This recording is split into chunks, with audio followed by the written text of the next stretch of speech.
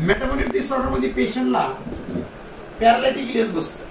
पॅरालायटिक iliacus हा काय हायपरपेरिसाल्सिस मुळे पण बसेल, कारण एका एक्सटेंड लेवल नंतर एक्सेस पेरिसाल्सिस झाल्या का नंतर काय होतं त्याचं झटकन कमी होऊन जातं, हायपोपेरिसाल्सिस मध्ये जातं पेशंट. त्याच्यानंतर पेशंटनी अँटीमोटिलिटी एजंट काही जरी घेतले डायरियामध्ये, ॲट्रोपिन सल्फेस, बेलडोना, आयोसाइनमेटिल ब्रोमाइड्स असणार आहे. त्यातल्या ॲट्रोपिन सल्फेस आणि बेलडोनाचे काही आयुर्वेदिक टॅबलेट भेटतात ते घेतलं किंवा लोमोटिल जर घेतलं तर ते कम्प्लीट ब्लॉकेट बसतो.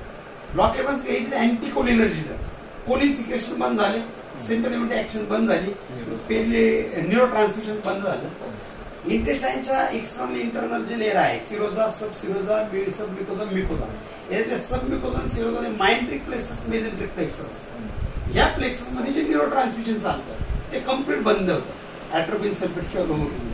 त्याच्यामुळे पेशंटच्या पॅरालायटिक इलियस बसून ब्लॉकेज बसतो. त्याच्यानंतर डायरिया झाला त्याच्यामुळे बसू शकतो.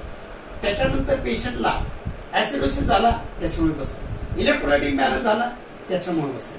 मग you have to search what is the cause of the obstructions, हे पहिलं करणं गरजेचं आहे. त्याच्यानंतर चौथी गोष्ट सर्जरी. प्रिव्हियस सर्जरी जर झाली असेल, सर्जरीमध्ये जर प्रॉपर टेक्निक वापरलं नसेल, किल्स मेथड वापरलं नसेल, पेरिटोनियम जर एक्सटर्नली स्विचर नसेल, म्हणजे पेरिटोनियमचा व्हिसरल पेरिटोनियम, पॅराटल पेरिटोनियम असे दोन लेअर आहेत. तर व्हिसरल लेअर जो आहे तो नेहमी काय केला पाहिजे, बाहेर घेतला पाहिजे, मग स्विचर केलं पाहिजे. म्हणजे रॉ सरफेस आतल्या बाजूला नकोय. जेवढा रॉ सरफेस आतल्या बाजूला असेल तेवढे ॲड्रेनचे चान्सेस जास्त. ॲड्रेन्स काय होतं, बऱ्याच ट्रॉमा बसला तर अशा पेशंटला प्लास्मिडोजन ऍक्टिव्हेटर इनहिबिटर सिक्रेट होत नाही. ट्रॉमा जर बसला तर प्लास्मिडोजन सिक्रेट झाले, त्याचे फायब्रस बँड तयार झाले, ते फायब्रस बँड ॲडिजन्स मध्ये कन्वर्ट होतात, फायब्रस टिश्यू तयार होतो, दिस इज ॲडिजन्स. मग काही काहींच्या बॉडीच्या टेंडन्सी मध्ये प्लास्मिडोजन ऍक्टिव्हेटर इनहिबिटर सिक्रेट होण्याची टेंडन्सी नसते. अँटीबॉडीज किंवा त्याला इनऍक्टिव्हेट इनहिबिटर्स म्हणतो आपण, ते सिक्रेट होत नसते. मग अशा पेशंटला ॲडिजन्स तयार होतात. म्हणजे ट्रॉमाची हिस्ट्री असेल त्याच्यामुळे ॲडिजन्स होऊ शकतात. पेशंटचं प्रिव्हियस ऑपरेटिव्ह असेल त्याच्यामुळे ॲडिजन्स तयार होऊ शकतात. मग ॲडिजन्स आहेत का आणि असेल तर काय कॉज आहे हे सर्च आउट करणं गरजेचं आहे. त्याच्यानंतर दुसरी गोष्ट राहिली काय, पेशंटला कॉन्स्टिपेशनची हिस्ट्री असेल क्रोनिक, किंवा रेग्युलरली कॉन्स्टिपेशन जाण्यासाठी जर ड्रग्ज घेत असेल, म्हणजे याच्यात ड्रग्ज येतं. पहिली गोष्ट ड्रग याच्यातलं काय, अँटीमोटिलिटी एजंट्स, अँटी सिक्रेटरी एजंट्स, त्याच्यानंतर जे ॲट्रोपिन इंड्यूस ड्रग्स म्हणजे कॅचोकोलामाइन्स इंड्युसिबिलिटीज, असे जे काही ड्रग्ज असतील तर त्याच्यामुळे काय होतं, हे आपलं ऑब्स्ट्रक्शन गोष्ट. दिस इज द वेग थिंग्स. नंतर डिसीज रिलेटेड काही गोष्टी आहे का, डिसीज म्हणजे पेशंटला जर डायबिटीज असेल तर बऱ्याचदा पेरिसाल्सिस कमी असतात, म्हणजे gastrointestinal disturbances due to diabetes.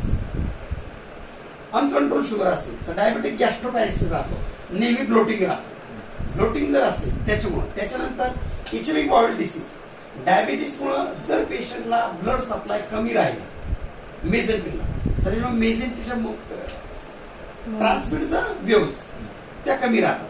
किंवा पेशंटला इचेमिक बाउल डिसीज असतो, मेझेंट्रीमध्ये थ्रोम्बोस असेल किंवा मेझेंट्रिक वेन डिसीज असेल, काही मेझेंट्रिक वेन थ्रोम्बोसिस असेल, अशा वेळेस ज्या पेरिसाल्सिस कंट्रोल केल्या जातात मेझेंट्रिक व्हेसल थ्रू, मेझेंट्रिक सर्क्युलेशन जे असतं ते प्रॉपर होणार. मेझेंट्रिक सर्क्युलेशन जर प्रॉपर नसेल तर पेरिसाल्सिस व्यवस्थित होणार नाही, कारण ब्लड सप्लाय इंटेस्टाईनला. मग ते हायपोटोनिक इंटेस्टाईन असतात, टोन नसतो इंटेस्टाईनला. टोन नसल्यामुळे काय होणार, हायपोपेरिसाल्सिस. हायपोपेरिसाल्सिसमुळं एखाद्या सेगमेंटच्या पेरिसाल्सिस चांगले आहे, जिथं मेझेंट्रिक वेन थ्रोम्बोसिस बसलं किंवा जिथं मेझेंट्रिक सर्क्युलेशन कमी झालं तिथलं पेरिसाल्सिस जे हायपो असणार, आणि ज्याच्या अगोदरची इंटेस्टाईनची फिजिओलॉजी चांगली असेल त्यातले पेरिसाल्सिस चांगले असणार. मग ह्या पेरिसाल्सिस कशात घुसणार, हायपोमध्ये. हायपोमध्ये हायपरझोम बसणार, मग इंटुससेप्शन होतं. Obstruction is a vague term, only obstruction. पण त्या ऑब्स्ट्रक्शनचे जे टाइप्स आहेत, म्हणजे what is the cause of obstruction, whether the mesenteric ischemia is cause of the obstruction, whether the necrotizing enterocolitis is the cause of obstruction, whether the volvulus is the cause of obstruction, whether the intussusception is the cause of obstruction. Obstruction is a noise diagnosis. Obstruction is a subclinical titles. Obstruction बसलं. But what is the cause of obstruction किंवा ऑब्स्ट्रक्शनचे जे titles आहे त्याच्या under volvulus induce obstruction, intussusception induce obstruction, small bowel ischemia induce obstruction, paralytic induce obstruction, paralytic ileus induce obstruction, या गोष्टी आहेत. आपण त्या उद्या बघू. फक्त आता ऑब्स्ट्रक्शन झालेलं आहे. ऑब्स्ट्रक्शनचं कॉज काय तर हे इटिओलॉजिकल फॅक्टर्स आहेत. हे इटिओलॉजिकल फॅक्टर्स आहेत जे सांगितले ते. दिस आर द इटिओलॉजिकल फॅक्टर्स. पण ऑब्स्ट्रक्शन त्याच्यामुळं ऑब्स्ट्रक्शनचे इटिओलॉजिकल फॅक्टर्स आहे. ऑब्स्ट्रक्शनचे बेसिक पॅथोफिजियोलॉजी काय तर पॅरालायटिक आयलिस आहे का, नेक्रोटोजी इंट्रोकोलायटिस आहे का, इंटोससेप्शन आहे का, व्हॉल्युलस आहे का, माल रोटेशन आहे. हे चार गोष्टी कशाच्या अंडर येतात? ऑब्स्ट्रक्शनच्या अंडर. हा, लिमिनल पॅथॉलॉजी. मग आता याच्यात जे दिले आहे याच्यात अजून दुसरं अॅनाटॉमिकल स्ट्रक्चर मध्ये याच्यात पुन्हा काय डायनॅमिक ऑब्स्ट्रक्शन, म्हणजे तुमच्या मोटिलिटी वरती काही झाले का काय. मग ऑब्स्ट्रक्शन तर बसले. दिस इज द इंटेस्टाईन्स. मग आता एंडोलिमिनल पॅथॉलॉजी काही आहे की पहिलं. एंडोलिमिनल पॅथॉलॉजी मध्ये काही कार्सिनोजेनिक ग्रोथ असू शकते. त्याच्यानंतर पॉलिप्स असू शकतो मोठा जो ऑब्स्ट्रक्शन करतोय. हे झालं एंडोलिमिनल पॅथॉलॉजी. एंडोलिमिनल पॅथॉलॉजी. त्याच्यानंतर वर्म असतील भरपूर, ट्रायकोरिसिस, हेल्मेंथियासिस, त्याच्यामुळे पण पुढे जाणार नाही. आता एक्स्ट्राल्युमिनल पॅथॉलॉजी, ल्युमेनच्या बाहेरची पॅथॉलॉजी. हा, मग ल्युमेनच्या बाहेर काय तर आता इल्युमेन आहे पण इथं कुठला तरी ट्युमेन वाढत वाढत चाललाय आणि तो काय करतो कॉम्प्रेशन देतोय आणि कॉम्प्रेशन देऊन हे आत आत आत आत कॉम्प्रेस होत चाललं. जसं कालचं डेस्मोड फायब्रोमॅटोसिस छान patient. This is the obstruction due to extraluminal pathology. This tumour give the pressure on the lumens. That's why the lumens diameter will be decrease. This is extraluminal pathology. नंतर extraluminal pathology stricture, दोन्ही बाजून stricture band तयार झाला. नंतर extraluminal adhesions, नंतर stenosis, stricture stenosis, tumours, growth adhesions, किंवा आता इथून ल्युमेन झाले, इथून एवढा ॲडिजन्स बँड्स वरती आला, ट्रॅक्शन दिले ते, ल्युमेन्स कॉम्प्रेस झाली, पुढे जाण्याचं बंद झालं. This are the extraluminal pathology. This is the intraluminal pathology. आता एंडोलिमिनल पॅथॉलॉजी म्हणजे त्या वॉल मध्ये पॅथॉलॉजी असते. हे तुमचं काय आहे, हे इंटेस्टाईन आहे, ही वॉल आहे तिची, इथं पेरिसाल्सिस चालू आहे आणि याच्यात काय झालं तुमचा ट्युमर ग्रोथ होत चालली किंवा याच्यात ग्रोथ होत चालली. ही ग्रोथ मग काय करणार, ल्युमेन कॉम्प्रेस करत करत चालणार. मग ल्युमेनच्या वॉल मध्ये, ल्युमेन मध्ये का ल्युमेनच्या बाहेर. दिस आर द मेन फॅक्टर्स. आता सिम्पटम्स.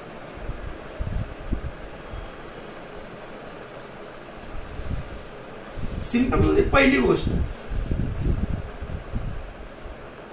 इथं ऑब्स्ट्रक्शन बसलेलं आहे. Proximal part, distal part. Symptoms विचारता तुमच्या डोक्यात ज्या गोष्टी त्या प्रॉक्सिमल सिम्पटम्स अगोदर डिस्टल सिम्पटम्स वेग विचारायचं नाही. प्रॉपर हिस्ट्री घ्यायची. मग त्या हिस्ट्रीमध्ये जेवढे कॉज सांगितले ते कॉज आहे काय ते बघायचे. काय आउटसाईड फूड आहे का, डायरिया आहे का, डायबिटीस आहे का, वॉटर लॉस आहे का, डिहायड्रेशन आहे का, काही सर्जरी झालेली आहे का, काही इंटरॅब्डोमिनल इन्फेक्शन बसलेले आहे का, काही मेडिसिन घेतलेली आहे का. दिस आर द सिम्पल जे आता हिस्ट्री घेतली तसं पटपट पटपट क्लिअर झालं. त्यानंतर ॲबडोमिनल एक्झामिनेशन, सर्जिकल हिस्ट्री कळते. या सगळ्या गोष्टी क्लिअर झाल्या. नंतर दुसरी जी गोष्ट आहे याच्यात history taking for clinical diagnosis. आता दुसरी जी गोष्ट आहे त्या दुसऱ्या गोष्टीमध्ये काय तर सिम्पटम्स काय आहे. सिम्पटम्स मध्ये विचारताना प्रॉक्सिमल सिम्पटम, डिस्टल सिम्पटम म्हणजे काय त्या ऑब्स्ट्रक्शनच्या अगोदरचे काय काय सिम्पटम असू शकतात. तर when patient is in the years, waters, taking the foods, has the vomiting. What is the nature of vomiting? Projectile vomiting. Projectile vomiting. तो खातो खातो खातो जोपर्यंत साठतो तोपर्यंत त्याला काही प्रॉब्लेम नाही. मग एकदाच रिफ्लेक्स रिव्हर्स येतो. मग तो गॅस्ट्रोइंटेस्टाइनल रिफ्लेक्स आला की एकाच रिफ्लेक्स मध्ये सगळं इंटेस्टाइन एम्प्टी होतं. आता चान्स शिकला तसं दिस इज ऑब्स्ट्रक्शन. पण जोपर्यंत ती ल्युमेन्स भरत नाही, रेसिड्यू साठत नाही, तोपर्यंत पेशंट खात राहतो. ते खाऊन पण थांबलं जातं. नंतर ज्यावेळी डायजेस्टिव्ह फेज चालू होती, स्क्विझिंग चालू होईल स्टमकला, पेरिसायसिस चालू होईल. खाल्ल्यावर तर पेरिसायसिस होत नाही. तुमचं केमिकल डायजेशन चालू झालं, मेकॅनिकल डायजेशन चालू झालं, सेरेब्रल फेज संपली तुमची डायजेशनची. म्हणजे पोटात पण घेत नाही, 2-3 तास थांबलंय पण ते. आणि 4 तासानंतर ज्यावेळेस स्टमक एम्प्टिंग पिरियड चालू होतं, त्यावेळेस तिथून पुढं खाली जात नाही. आणि मग त्याला एकदाच इंटेस्टाईनला मोकळं होऊन रिलॅक्स व्हायचं असतं. This is the protective mechanism of the body. त्याला एकदाच बाहेर फेकून मोकळं व्हायचं असतं. म्हणून प्रोजेक्टाईल व्हॉमिटिंग. म्हणजे थोडं थोडं नाही फोकत, बडा बडा बडा बडा उलट्या सगळं मोकळं. This a projectile vomiting. म्हणजे नुसतं व्हॉमिटिंग असं नाही. What is the nature of vomiting. मग projectile vomiting is the main concern. मग प्रोजेक्टाईल व्हॉमिटिंग झाली. आता पेशंटला डिस्कम्फर्ट ॲब्डोमिनल पेन, पहिल्यातलं सिम्पटम्स फक्त तेच. त्याच्यानंतर डिस्टेन्शन आहे का, ते एक महत्वाचं. म्हणजे vomiting, distension is the first proximal signs. त्यामुळे गॅस जात नाही, गॅस तिथं थांबलाय, पेशंट तिथं थांबलाय, म्हणून डिस्टेन्शन. लोअरला जर असेल तर डिस्टेन्शन जास्त, अप्पर मिडलला जर असेल डिस्टेन्शन कमी, आणि एकदम वरती असेल तर डिस्टेन्शन आणि बात. मग डिस्टेन्शन पण कसं आहे, किती वेळाने हे महत्वाचं आहे. It depends on the length of the intestines. म्हणजे किती इंटेस्टाईनची लेंथ शिल्लक आहे त्याच्यानुसार त्याला डिस्टेन्शन असेल. लोअर पार्टला जर असेल तर एअर भरपूर साठवलं, डिस्टेन्शन जास्त असतं. म्हणून आपण विचारताना काय विचारलं, किंवा आता मी फायनल फोरगट ऑब्स्ट्रक्शन, मिडगट, हाईंडगटला जर असेल तर ऑब्स्ट्रक्शन मध्ये एअर भरायला जास्त डिस्टेन्शन. मिडगटला असेल तर कमी, याला असेल तर कमी. मग त्याच्यावरून यू कॅन जज द लेवल ऑफ ऑब्स्ट्रक्शन. हा तुमचं हिस्ट्री टेकिंग चांगलं जर असेल तर काही गरज नसते सोनोग्राफी, एक्सरे, इथे झालं तर confirmative supportive finding. History taking is a very best and fantastic. 80% diagnosis is hidden in the only history taking. Okay. आता डिस्टल सेगमेंटच्या काय सिम्पटम्स, तर गॅस पास होणार नाही. म्हणजे पेशंटला गॅस पास नाही, मोशन झाली नाही, कॉन्स्टिपेशन, पार्टली मोशन होतंय, थोडी मोशन होते, करावं लागते, तिथे कॉन्स्टिपेशन. पण अजिबात गॅसही पास जात नाही, ऍब्स्टिपेशन. मग पेशंटला ऍब्स्टिपेशन आहे का कॉन्स्टिपेशन हे विचारणं गरजेचं आहे. ऍब्स्टिपेशन असेल तर गॅसही पास नाही, संडासही होत नाही. दिस इज अ कम्प्लीट ऍब्स्टिपेशन. पेशंटला थोडी संडास होती, तिचं पार्शल ऑब्स्ट्रक्शन आहे, पण कसं आहे, पार्शल. थोडं त्याला मोशन्स होते, थोडं गॅस पास होते. वेदर द कम्प्लीट ऑब्स्ट्रक्शन आहे, वेदर द पार्शल ऑब्स्ट्रक्शन. मग पुन्हा टाईप आले, कम्प्लीट आहे का पार्शल असं. मग obstipation, constipation, vomitings, distension and abdominal pains, sign symptom समजा. पर ॲब्डोमिनल एक्झामिनेशन. पर ॲब्डोमिनल एक्झामिनेशन मध्ये पहिले काय, डिस्टेन्शन आहे. नेहमी हे बघताना 4 क्वाड्रंट पेरिसायलिस बघायचे. आरिक्वी, एलिक्वी, राईट लेफ्टचं कम्पेअर करायचं. इकडे पुन्हा RLQ, LLQ, left lower quadrant, right lower quadrant, right upper quadrant, left upper quadrant, आणि नंतर सेंट्रली पेरिअम्बिलिकल रिजन. सर्जनने ॲब्डोमेन असंच बघायचं नाही आयुष्यात, कुठंही ठेवून कुठंही कसंही नाही बघायचं. नीट पेरिसायलिसचं कम्पॅरिझन करायचं, कुठं हाय पिच आहे, कुठं लो पिच. नोट्स टाकताना किंवा कुठेही कन्सल्टिंगला जर गेलं तर पर ॲब्डोमेन मध्ये बॉवेल साऊंड प्रेझेंट आहे का ऍबसेंट आहे, असेल तर कुठल्या क्वाड्रंट मध्ये आहे, नसेल तर कुठल्या क्वाड्रंट मध्ये आहे, पेरिसायलिस नॉर्मल आहे की नाही, ह्याच लिहिल्या गेल्या पाहिजे. अशाच पद्धतीचं इंटरप्रिटेशन पाहिजे कन्सल्टिंग प्रॅक्टिस. इकडे कुठे ठेवलं त्यालाच माहिती नाही, कुठल्या क्वाड्रंटला काय माहिती त्यालाच माहिती नाही. फिजिशियन जसा प्रॉपर हार्ट साऊंड ऐकतो, S1S2 नॉर्मल आहे का, लबडब आहे का, राईम्स आहे का, प्रॉपर मर्मर आहे का, मिमिक मर्मर आहे का, काय हेमिक मर्मर आहे का, जसं ऐकतो ना तसंच सर्जनने ॲब्डोमेन पूर्ण विदाउट सोनोग्राफी डायग्नोस केलं पाहिजे, तरच मजा येते. नाही तर काय एक्सरे करा, सोनोग्राफी करा, CT स्कॅन करा, सगळं करा, मी येतो. मग over a period of time त्या हॉस्पिटल तुम्हाला बोलूशी बंद करा. तिथं काय ते सगळं केलं तर तुमचा तिथला RMO पण सांगणार आहे, तिथला जनरल प्रॅक्टिशनर पण सांगणार आहे तुम्हाला हे आहे. मग तुमचा एक्स्ट्रा उपयोग काय, तुम्ही एवढे 3 वर्ष घासलेले त्याचा उपयोग काय. हे झालं पेरिसायटिस. आता पेरिसायटिस कसं हाय व्हॉल्यूम हाय पिच साऊंड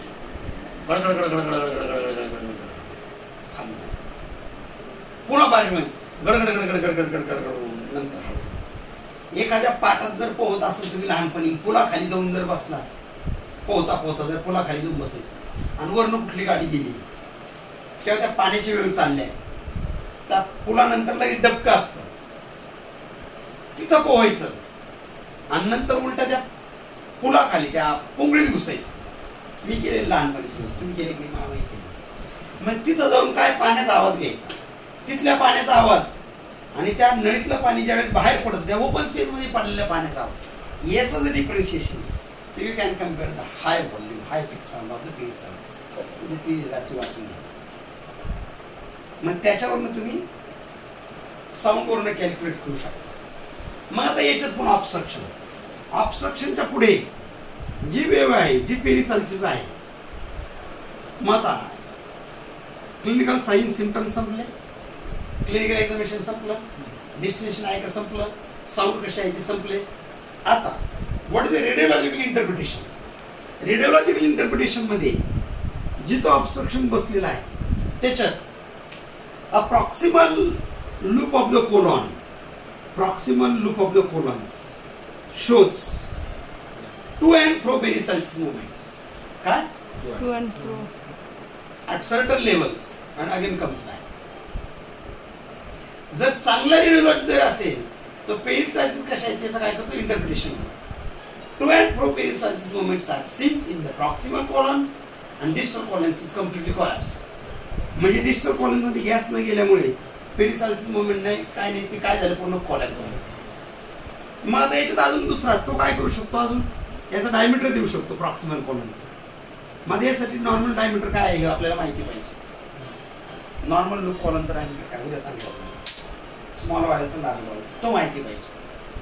मग डिस्टेन्शन झालं म्हणजे किती डिस्टेंडेड झालं, मग पुन्हा ओव्हर प्रेशरने त्याला नेक्रोसिस बसेल का नाही बसेल हे तुमचं जजमेंट झालं.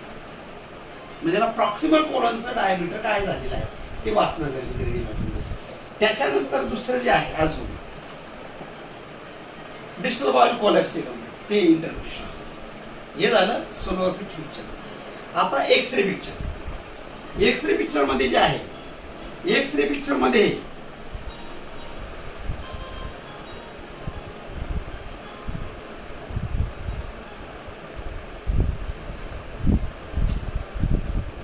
रेडिओग्राफिक सायन्स डायग्नोसिस करताना ऍडवाइज आहे एक्सरे. एक्सरे काय, स्टँडिंग ॲब्डोमेन और इरेक्ट पोझिशन. काय इरेक्ट पोझिशन. मग एक्सरे मध्ये काय येईल तर free air and fluid level.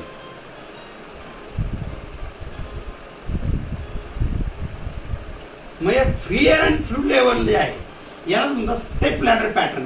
पायरीवर चढल्यासारखं पायरी आहे ना तसं स्टेप लॅडर पॅटर्न. मग स्टेप लॅडर पॅटर्न कसा असेल तर इथं एक असतं, हे जे आहे ते हे हॉरिझॉन्टल एकदम क्लिअर कट असतं. त्याच्यानंतर त्याच्या खाली इथे एक असतं, त्याच्यानंतर याच्या खाली हे असं का तर ह्या ज्या लूप आहे तुमच्या काही इकडे काही इकडे काही इथे काही इथे काही इथे काही इथे म्हणून ते क्रिसक्रॉस काय it is in the loop of. म्हणून ते असं असणार. लूप कशा आहेत ट्रान्सवर्स. मग याचे सेगमेंटल स्टेप लॅडर पॅटर्न असेल, सेगमेंट दिसेल. आता हे कम्प्लीट ऑब्स्ट्रक्शन आहे जे कशावर ना the width of loop is greater than 25 mm. काय जास्त. मग ज्या वेळेस 25 mm पेक्षा लूप जास्त आहे इट इज कम्प्लीट ऑब्स्ट्रक्शन आहेच, त्याला ऍडमिशनची गरज आहे. This is the radiography of the abdomen. Radiography of the abdomen has 85% sensitivity आणि 35% स्पेसिफिसिटी. मग इट इज 35% स्पेसिफिक आणि 85% सेन्सिटिव्ह डायग्नोसिस. मग कुठल्याही इन्व्हेस्टिगेशन्स पॅथॉलॉजिकल इन्व्हेस्टिगेशन्स आपण स्पेसिफिसिटी काय त्याची, स्पेसिफिसिटी काय आणि सेन्सिटिव्हिटी काय हे ठरवत असतो. किती पर्सेंट ते ॲक्युरेट, त्याच्यानुसार त्याला आपण तेवढं इम्पॉर्टन्स दिलं जातं. तसं एक्सरे मग आता रिलेटेड हेमॅटॉलॉजी डायग्नोसिस, त्याच्यात काय WBC वाढले असेल तर इन्फेक्टिव्ह पॅथॉलॉजीकडे आउट करणं गरजेचं आहे. इलेक्ट्रोलाइट इम्बॅलन्स झाला असेल तर पॅरालायटिक इलियस आहे, मग तो करेक्ट करणं गरजेचं आहे. हेमॅटॉलॉजीमध्ये पहिले WBC वरती फोकस, आयर्न वरती फोकस, HB वरती फोकस. HB कमी असेल तर पॅरालायटिक इलियस आहे, ॲनेमिक आहे, हायपोटोनिक इंटेस्टाईन्स आहे. पॅक्स आहे, व्हॉल्यूम कमी, तर पेशंटचं हिमो कॉन्सन्ट्रेशन आहे म्हणजे ब्लड व्हॉल्यूम कमी आहे म्हणजे पॅरालायटिक इलियस म्हणजे हायपोटोनिक आहे. मग HB महत्वाचा, PCV महत्वाचा, WBC महत्वाचा, तिकडे तो फोकस करणं गरजेचं आहे. नंतर काय इलेक्ट्रोलाइट इम्बॅलन्स. इलेक्ट्रोलाइट इम्बॅलन्स असेल तर मेटाबॉलिक डिसऑर्डर आहे, मेटाबॉलिक ॲसिडोसिस काय अल्कलोसिस आहे, मग त्याच्यामुळे हायड्रेशन दिली पेशंट, त्यामुळे पॅरालायटिक इलियस म्हणून पेशंटला हे आहे. म्हणजे cause should be treated. Cause काय माहिती पाहिजे, तर ते जे कॉज आहे ते काय करायचं, ट्रीट करायचं, त्यासाठी कॉज माहिती पाहिजे. हे झालं डायग्नोसिस, सिम्पटम्स वरनं, एक्सरे वरनं, हेमॅटॉलॉजी वरनं, सोनोग्राफी वरनं. आता मॅनेजमेंट 5 मिनिटं. आता मॅनेजमेंट मध्ये जे पहिलं तर सपोर्टिव्ह केअर काय आहे. सपोर्टिव्ह केअर मध्ये पहिलं पेशंटचं आता इकडे ज्या ज्या पॅथॉलॉजी झाल्या त्याच पॅथॉलॉजी आपल्याला कव्हर करायच्या. तर पहिलं काय, patient should be keep as NBM. Steel further आले काय NBM, तरी जर इंटेस्टाईनला ओव्हरलोड नको म्हणून NBM. Intestine should be free from the metabolic activities. त्याला ॲक्टिव्हिटी जर करायला लावली तर ऑब्स्ट्रक्शन वाढणार आहे, त्यामुळे ॲक्टिव्हिटी नको. त्यामुळे NBM is for the rest of the intestine. इंटेस्टाईनला काय द्यायची, रेस्ट द्यायची. दुसरं, to decrease the endoluminal load. जे डेली 2 लिटर पर्यंत एंडोल्युमिनल सिक्रेशन तयार होतात, मध्ये गॅस्ट्रिन असेल, HCl असेल, अमायलेज, लायपेज, गॅस्ट्रोकायनिन, पॅनक्रेटिक ज्यूस, बाईल्स, हे सगळं मिळून एंडोल्युमिनल सिक्रेशन हा सगळा जो लोड आहे हा डेली 2 लिटर्स तयार होतो, ॲब्सॉर्ब होतो, रिॲब्सॉर्ब होतो, पुन्हा सिक्रेट होतो, पुन्हा रिॲब्सॉर्ब होतो. मग हा लोडच नकोय, त्याला लोडेड नकोय कोणा. म्हणून काय करायचंय, पेशंटला NBM ठेवायचं. मग त्याचाच उपयोग पुढं आपल्याला H2 ब्लॉकर येईल त्यासाठी. त्याच्यानंतर RT ॲस्पिरेशन. RT ॲस्पिरेशनचा रोल काय, टू डिकॉम्प्रेशन द सिस्टीम. आता तो गॅस घेत राहिला, एअर घेत राहिला तोडला तर जिथं ऑब्स्ट्रक्शन बसलंय तिथपर्यंत तो प्रेशर जाणार आणि ते नेक्रोसिस होणार. त्या ऑब्स्ट्रक्शन वरती जर तुम्हाला लोड येईल असं सपोज व्हॉल्यूमच बसलंय, काय रोटेशन झाले इंटेस्टाईन, एअर जातेची ते रोटेटिव्ह झाले, त्याच्यावरती प्रेशर वाढेल आणि ह्या प्रेशरमध्ये काय होईल, नेक्रोसिस. मग तो न होण्यासाठी तिथं प्रेशर कमी करणं आहे म्हणजे डिकॉम्प्रेशन करायचं. आणि त्या डिकॉम्प्रेशनसाठी काय करणं गरजेचं आहे, RT टाकणं गरजेचं. म्हणून RT टाकायची, ब्रँच सूप टाकायची. म्हणजे it is for the stomach decompression, it is decompression. त्याच्याबरोबर ते काय करणार, ॲस्पिरेशन पण काढून घेणार. म्हणजे बाय वे त्याचा यूज आहे. डिकॉम्प्रेशन पण झाला, एअर पण गेली आणि सिक्रेशन्स पण झाले. NBM मुळे पण सिक्रेशन्स काय झाले, वाढतात, तर ते कमी झाले. NBM मुळे सिक्रेशन्स वाढतात तर ते पण निघून येतात. NBM याच्यासाठी ठेवायचं का, काय करायचं, इंटेस्टाईनला रेस्ट द्यायची. नंतर तिसरं, टू इन्क्रीज द पेरिसाइल्स मुवमेंट्स. म्हणून काय करतो आपण, कोल्ड अँड हॉट स्पॉटिंग देतो. आता प्रॉक्सिमली डिकॉम्प्रेशन केलं, डिस्टली डिकॉम्प्रेशन करायचं म्हणून प्लॅटर्स ट्यूब टाकतोय, एअर काढून घेतो. आता प्रॉक्सी डिस्टल मध्ये जो रेसिड्यू असेल त्याला सुरुवातीला 1-2 दिवस मोशन होऊ शकते बरं. कशामुळं, रेसिड्यू राहिला. It is a false size. कधी ती मोशन झाले की लगेच तोंडणी चालू करतो. नुसतं मोशन नको, गॅस ते पास झाला पाहिजे. मोशन अँड गॅसेस दोन्ही महत्वाचं आहे. म्हणून आपण हेलिन सपोजिटरी हायड्रोस्कोपिक ऍक्शन सगळं वॉटर लोड कमी करतात आणि इव्हॅक्युएट करतात. मग सपोजिटरी कुठली, लॅक्सेटिव्ह सपोजिटरी आहे, इरिटेटिव्ह आहे, पर्गेटिव्ह आहे, हायड्रोस्कोपिक आहे, ऑस्मोसिस ऍक्शन करणार आहे, ते खूप महत्वाचं आहे. नुसतं सपोजिटरी ठेवायची असं नाही, सपोजिटरी कुठल्या कॅटेगरीज ते महत्वाचं आहे. हे झाली सपोर्टिव्ह केअर. आता अँटीबायोटिक्स. अँटीबायोटिक्स जे आहे तर इंटेस्टाईनला जे जे हेल्प करतात, हा जे हेल्प करतात काय, तर स्ट्रेप्टोकोकल हे आपलं ग्रॅम पॉझिटिव्ह निगेटिव्ह, एरोबिक आणि एरोबिक यात ग्रॅम पॉझिटिव्ह निगेटिव्ह रोल बरोबर महत्वाचा अनएरोबिक अँटीबायोटिकचा रोल आहे. इमिडिएटल्स मेट्रोनाइडाझोल आहे, टिनिडाझोल आहे, आर्निडाझोल आहे, सॅक्रिडाझोल आहे, अजून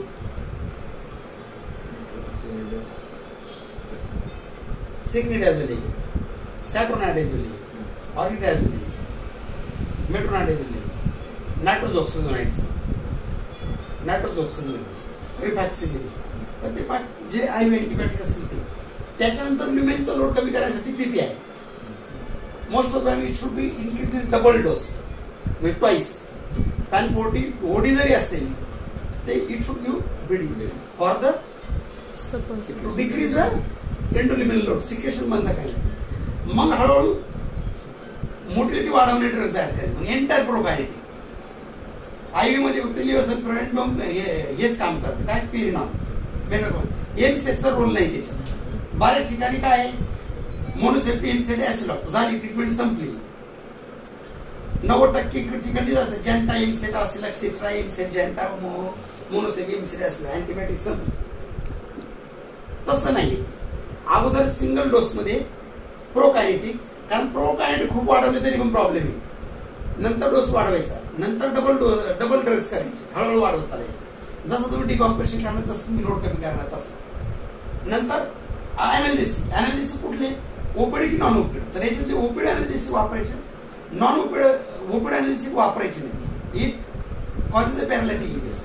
ट्रॅमाडॉल नाही, टॅपेंटाडॉल नाही, बस्कोपॅन नाही. तिथं पोट दुखलं का दे बस्कोपॅन, पोट दुखलं का दे बस्कोपॅन. बस्कोपॅन कॉजेस स्पिंक्टर ऑफ ऑर्डर कॉन्स्ट्रिक्शन्स, पुन्हा लिपिडल कमी झालं, पुन्हा पेरिसाइटिस कमी झालं. त्यामुळे त्याच्यात आयडियल आहे डायनेमार वापरा, ड्रोटिन वापरा, डोलोनेक्स वापरा. Most of the times Drotin is the most predictable. Splacological pains, sympathetic pain, soft organ pains. म्हणून ड्रोटिन वापरले आणि मग सपोजिटरी वगैरे ठेवलेलं आहे, कोल्ड स्पॉन्जिंग ठेवलेलं आहे. This are the all management of the obstruction. Okay, आता याच्या अंडर जे येतं ते मग पॅरालायटिस, त्याच्यानंतर ॲक्युबिलिटी ऑब्स्ट्रक्शन, स्मॉल बॉवेल सिड ऑब्स्ट्रक्शन, ॲक्युबिलिटी ससेप्शन, व्होल्युलस आणि मालन्यूट्रिशन, एवढ्या गोष्टी बघू.